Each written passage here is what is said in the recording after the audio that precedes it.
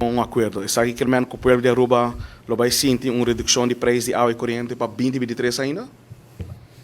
Boa pergunta.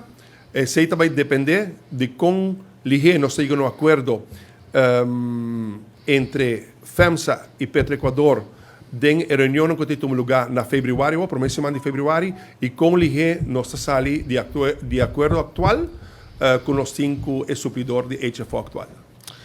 Visão para Se me marca termina, a intenção contesta, aceita nossa intenção para sobre nós mestre produzir resultado para os pueblos, para preço de água e corrente urgentemente.